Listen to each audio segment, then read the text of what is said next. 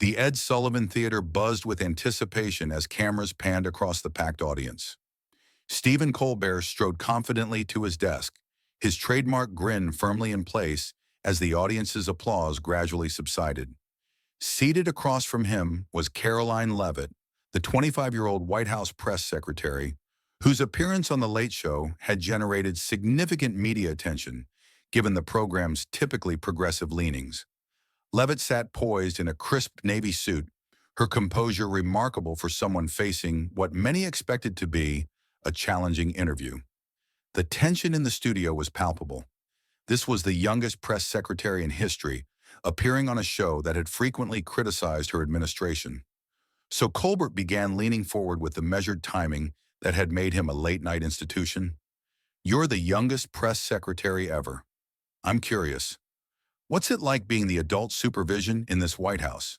The audience erupted in laughter and applause at the thinly veiled insult. Close-up cameras caught the momentary flash in Leavitt's eyes as she registered the deliberately provocative opening. The young press secretary adjusted her posture slightly, and in that brief moment something in her expression changed, not to defensiveness or anger, but to a focused intensity that caught Colbert's attention. What happened next would transform what was meant to be a predictable political skirmish into a viral moment that would leave the studio audience speechless and millions of viewers reconsidering their assumptions about political dialogue in America. Before diving into this extraordinary exchange, comment where you're watching from, and don't forget to subscribe so you won't miss our latest political stories. This confrontation between Stephen Colbert and Karoline Leavitt takes an unexpected turn that no one saw coming. Stephen Colbert had reigned as a late-night television fixture for nearly 2 decades. From his early days on The Daily Show to his Abe satirical character on The Colbert Report, and finally as host of The Late Show, he had built his reputation on sharp political commentary with an unmistakably progressive perspective. His interviews with conservative political figures often became viral moments as he deployed his trademark wit to highlight contradictions or expose weaknesses in their positions. At 59, Colbert represented the established liberal media that many conservatives viewed with suspicion. His audience, primarily urban and progressive, came expecting a particular type of political entertainment, one where conservative guests typically found themselves on the defensive against Colbert's skilled combination of humor and pointed questioning. Karoline Leavitt presented a striking contrast. At just 25, she had already established herself as a formidable political communicator. After serving as an assistant press secretary in the previous administration, becoming the youngest White House spokesperson in history, she had returned with the new administration to claim the top position, breaking historical precedents and generating significant media attention. Critics questioned her qualifications, suggesting her youth made her incapable of handling the position's demands. Supporters pointed to her poised handling of the press corps and her ability to clearly articulate complex policy positions under intense scrutiny. Her background, raised in a small New Hampshire town in a middle-class family, differed markedly from the coastal elite circles that comprised Colbert's primary audience. Stakes of this television appearance extended beyond personal reputations. For Colbert, the interview represented an opportunity to score points against an administration his audience largely opposed. His writers had prepared questions designed to expose Leavitt's youth and inexperience while entertaining his base. For Leavitt, the stakes were even higher. As the public face of the administration, her performance would shape perceptions not just of her capabilities, but of the White House she represented. A poor showing could reinforce narratives about her inexperience. A defensive response could create viral moments used to undermine administration messaging for weeks to come. Beyond these immediate considerations, the exchange represented something larger. A microcosm of America's increasingly polarized political discourse, Colbert's audience expected him to challenge conservative guests aggressively, just as conservative viewers anticipated that Leavitt would face unfair treatment from mainstream media. The interview seemed primed to reinforce these divisions rather than bridge them. The Late Show's producers had allocated an unusually long segment for the interview, recognizing the potential for memorable television. In the control room, directors prepared for what they anticipated would be a challenging exchange that would generate substantial social media engagement. What no one had prepared for was the possibility that this encounter might transcend the expected script of partisan confrontation. As Colbert's opening jab hung in the air and the audience's laughter subsided, Leavitt prepared to respond to what was clearly meant as the first of many attempts to undermine her credibility and composure on national television. That's actually a fair question. Stephen Leavitt responded, her voice steady and measured, though I suspect not for the reasons your writers intended when they crafted it. The unexpected directness of her response caught Colbert momentarily off guard. He had anticipated either defensive pushback or an attempt at deflection. Standard responses from political guests facing hostile questioning. My writers are innocent, Colbert quipped, regaining his footing. They're just children themselves, much like the administration's economic policy team. From what I hear, the audience laughed appreciatively, and Colbert settled back, expecting to establish control of the interview through these familiar dynamics. But Leavitt didn't follow the expected script. You know, I've watched your show for years, she said, surprising many in the audience. Even when I've disagreed with your perspective, I've appreciated your intelligence and how you've elevated political comedy beyond simple punchlines. That's why I accepted this invitation, despite knowing it might be challenging territory. Colbert nodded, acknowledging the compliment, while preparing his next line of questioning. Speaking of challenging territory, let's talk about your qualifications. Most press secretaries have decades of experience before taking the podium. You were in college just a few years ago. What exactly prepares someone your age to speak for the most powerful office in the world? This was familiar ground, the question about her youth and experience that had followed Leavitt since her appointment. The audience leaned forward, anticipating either a rehearsed talking point or a moment of discomfort. I was wondering how many minutes we'd get before my age became the focus, Leavitt said with a slight smile. 3 minutes and 20 seconds, actually longer than I expected. The audience laughed, but it was a different quality of laughter, not at her expense, but in recognition of her awareness of the situation. Let me address this directly, she continued. The average age in Congress is 59. Exactly your age, Stephen. The median age in the Senate is 65. The average age of cable news viewers is over 60. Meanwhile, the median age of Americans is 38, and the issues we're facing, technological disruption, climate challenges, changing economic models, will impact younger generations most significantly. Colbert attempted to interject with a joke, but Leavitt continued with a polite but firm, if I may finish this point, my role isn't to claim greater wisdom than people with decades more life experience. She said, it's to ensure that perspectives from my generation are represented in rooms where decisions affecting our future are made. The question shouldn't be whether someone my age belongs at the table, but whether decisions being made without voices like mine are truly representative of the country's needs. The studio had grown quieter, the audience engaging with the substance of her response, rather than waiting for the next laugh line. Cola, recognizing the shifting dynamic, adjusted his approach. That's well articulated, but articulation isn't the same as experience. When national security crises emerge, do you really believe your perspective is as valuable as someone who's navigated similar situations before? Of course, experience matters. Leavitt acknowledged that's why the president has surrounded himself with advisors who bring decades of expertise in military, diplomatic, and intelligence matters. My job isn't to replace their knowledge, but to communicate their expertise effectively while ensuring younger perspectives are considered in policy formation. She leaned forward slightly. But Stephen, since we're discussing experience, I'm curious what life experiences prepared you to shape political discourse for millions of Americans. Each night you studied philosophy and theater, performed improvisational comedy, and then entered television. That's not a traditional path to political influence either. The audience murmured at the unexpected role reversal. Leavitt asking Colbert about his qualifications rather than defending her own. It wasn't delivered as an attack, but as a genuine question that highlighted the arbitrary nature of which non-traditional backgrounds face scrutiny and which don't. Colbert, to his credit, recognized the effective pivot.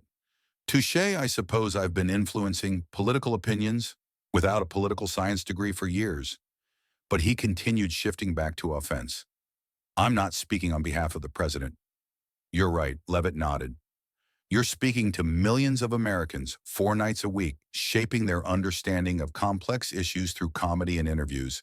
I'd argue that carries its own significant responsibility. The exchange had moved beyond the expected script into something more substantive.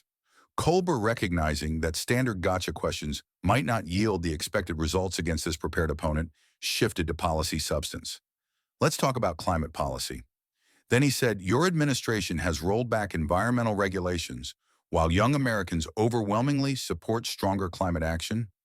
How do you square representing a younger generation while advancing policies that many in that generation oppose? That's a much better question than asking about my age, Leavitt replied. The administration's approach to environmental challenges focuses on technological innovation and market-based solutions rather than regulatory frameworks that may hinder economic growth. We believe developing next-generation nuclear carbon capture and renewable technologies offers more sustainable long-term solutions than regulations that often shift production to countries with fewer environmental standards, she continued. Many young Americans, including those who disagree with our approach, share the desire for effective environmental stewardship. We differ on methods, not goals. That's healthy democratic debate about means rather than ends. The audience, expecting political theater, found themselves listening to a substantive policy discussion. Colbert, recognizing the interview was evolving beyond the anticipated format, adjusted again. Your ability to stay on message is impressive, he said, attempting to regain control through humor. I'm starting to wonder if you're actually 25 or just a very well-preserved 60-year-old political operative. The audience laughed, but the dynamic had shifted. What had begun as an attempt to highlight Leavitt's youth and inexperience had instead showcased her ability to engage substantively while gently challenging the premises of Colbert's questioning. The exchange was building toward a moment that would transform the interview from expected partisan confrontation into something neither the host audience nor millions of viewers had anticipated. Colbert, recognizing that policy debates weren't yielding the viral moments his show thrived on, shifted to more personal territory. Let's talk about what it's like working for this president. We've heard reports of significant staff turnover and challenging workplace dynamics. Off the record, blink twice if you need rescuing. The audience laughed as Colbert pantomimed a covert blink, clearly expecting this line of questioning to create more discomfort than policy discussions had. Instead, Leavitt's response would transform the interview entirely. You know, Stephen, she began, her tone shifting slightly. Before coming on tonight, I watched clips of your interview with President Obama back in 2016. You asked him thoughtful questions about the weight of decision-making, about balancing public service with family life, about how the office changes the person who holds it. She paused for a brief moment. They were insightful questions that treated public service as a serious calling rather than just fodder for punchlines. They showed respect for the office while still maintaining your perspective and humor. Colbert nodded slightly clearly, recognizing the interview she referenced. I understand that my boss isn't your preferred president. Leavitt continued, I respect that completely. It's what makes democracy function. But I've noticed something over the past years that concerns me, not as a Republican or as press secretary, but as an American who cares about our ability to function as a society across differences. The studio had grown remarkably quiet, the audience sensing something authentic unfolding that transcended the expected political combat. We've lost the ability to disagree about policies while recognizing that people across the political spectrum are generally trying to make the country better, according to their understanding of what better means, Leavitt said. Instead, we assign the worst possible motives to those we disagree with, treating political differences as moral failings rather than good faith disagreements about complex issues. Colbert started to interject with a joke to lighten the moment, but something in Leavitt's expression, not confrontational but genuinely concerned, gave him pause. My generation hasn't really experienced functional politics, she continued. We've grown up with gridlock government shutdowns and increasing polarization. The adults in the room, and I use that phrase intentionally, given your opening question, haven't demonstrated how to disagree productively or govern collectively across differences. She leaned forward slightly. Your platform gives you a unique opportunity, Stephen. You can continue treating half the country as either malevolent or stupid for their political views, which makes for easy applause lines but deepens our divisions. Or you can use your extraordinary communication gifts to help Americans recognize our shared humanity across political differences, even while maintaining your progressive perspective. The audience sat in complete silence.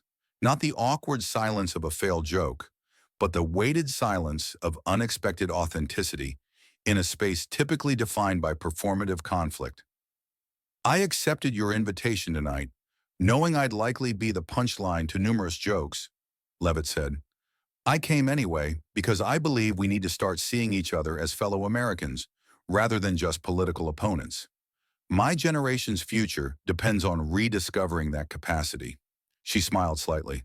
So yes, you can continue with questions designed to make me appear foolish or uninformed. I'll do my best to answer them, but I think your audience deserves more than watching you attempt to embarrass a guest who was willing to enter what we both know is somewhat hostile territory in the hope of demonstrating that conversation across differences remains possible. The studio remained silent as her words hung in the air.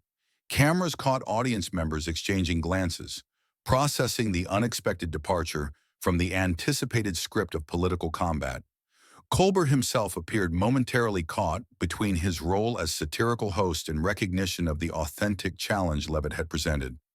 After a moment that felt longer than it actually was, Colbert set aside his prepared note cards. That's a fair point, he said, his tone shifting from performative interviewer to more authentic engagement. And probably something all of us in this business should reflect on. So let's try something different. What's one thing you wish more Americans on my side of the political spectrum understood about your administration's goals? The question represented a remarkable pivot from attempting to create viral moments at Leavitt's expense to inviting genuine dialogue across political differences. The audience, initially primed for political blood sport, now witnessed something far more compelling. Two people with significant differences finding a way to engage substantively rather than performatively. Leavitt nodded appreciatively at the shift. I wish more Americans understood that despite policy disagreements, this administration genuinely wants to create economic opportunity for all communities, strengthen American innovation, and leave the country more prosperous and secure. We have different methods than progressive approaches, but the goals of expanding opportunity aren't so different, she continued. Similarly, I should acknowledge that despite my disagreements with progressive policies, I know they come from a genuine desire to create a more equitable and just society. We can disagree about methods while acknowledging the sincerity of each other's motivations. What had begun as an attempted humiliation had transformed into something neither the audience nor millions of viewers had expected. A moment of authentic connection across political differences that demonstrated an alternative to the polarized discourse dominating American public life. As the segment concluded and Colbert thanked Leavitt for her appearance, the audience applause carried a different quality than the partisan approval that typically accompanied political guests. It reflected recognition of something authentic that had transcended the expected performance of political combat, something many Americans hungered for but rarely encountered in their media consumption. The confrontation that had begun with Colbert's attempt to highlight Leavitt's youth and inexperience had revealed something entirely different. A young political figure capable of transcending partisan performance to articulate a vision of engagement across differences that resonated beyond political boundaries. Clips of the exchange between Stephen Colbert and Karoline Leavitt spread across social media platforms with extraordinary speed. What made the interaction compelling wasn't the familiar partisan combat that typically generated engagement, but its opposite, the authentic conversation that emerged when Leavitt challenged the very premise of political entertainment at her expense. Major news outlets picked up the story with headlines reflecting its unexpected nature. Late night surprise, Colbert-Leavitt exchange transcends partisan combat. Washington Post 25-year-old press secretary flips script on late-night veteran New York Times from confrontation to conversation. How Leavitt changed the tone on Colbert Politico. The audience's reaction inside the studio reflected the wider response. As the cameras stopped rolling, several audience members approached Leavitt to express appreciation, not for her politics, but for her willingness to engage authentically in what had been set up as a hostile environment. Multiple attendees posted on social media about their surprise at finding themselves respecting someone with whom they disagreed politically.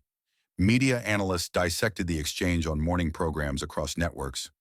On CNN, political commentator David Axelrod observed, what made this moment significant wasn't Leavitt's defense of specific policies. It was her ability to step outside the expected script and challenge the framework of political entertainment itself. She didn't just respond to Colbert's questions.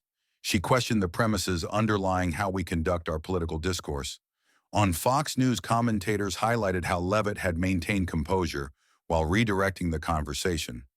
She demonstrated that conservative voices can engage effectively in mainstream media environments without either becoming defensive or abandoning their principles, noted analyst Dana Perino. Perhaps most significantly, the exchange sparked conversations about the nature of political media and its contribution to polarization. The Atlantic published an essay titled Entertainment versus Engagement, what the Colbert-Leavitt moment reveals about political media, which argued our political entertainment ecosystem rewards performative conflict rather than substantive engagement across differences. Both Colbert and Leavitt revealed the possibility of something more constructive when they momentarily stepped outside their assigned roles. Within political circles, the interview generated substantial discussion. Democratic strategists privately acknowledged that Leavitt had demonstrated effective communication that transcended typical partisan boundaries. She connected with viewers who don't share her politics by appealing to shared concerns about functional democracy. One senior Democratic advisor told Politico, "That's something all political communicators should study carefully." For the administration, the interview represented an unexpected communications victory. Press coverage that had previously focused primarily on Leavitt's youth now addressed her substantive communication skills and ability to navigate challenging media environments. Several cabinet secretaries requested her guidance before their own media appearances, recognizing the effectiveness of her approach. Colbert himself addressed the interview on his next show, demonstrating his own capacity for self-reflection. "Last night, something unusual happened at this desk," he told his audience. "A political guest challenged me to consider whether our political entertainment, including sometimes this show, contributes to the divisions making governance more difficult. It's worth thinking about even while maintaining our perspective and sense of humor," he added. "I've built a career on political satire, and I still believe humor is essential for processing our political reality. But there's a difference between satire that speaks truth to power and content that simply reinforces tribal identities. I'm still figuring out where that line is. We all are. The impact extended beyond immediate media coverage. Several universities incorporated the exchange into media studies and political communication courses.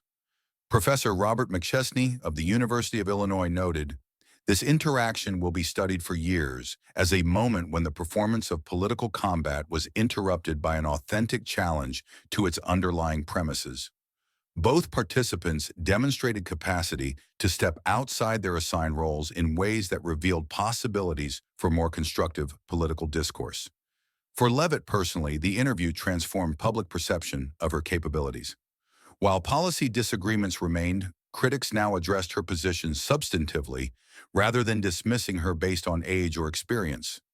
Job offers from major media organizations, political consulting firms, and academic institutions arrived at her office, though she remained committed to her role as press secretary.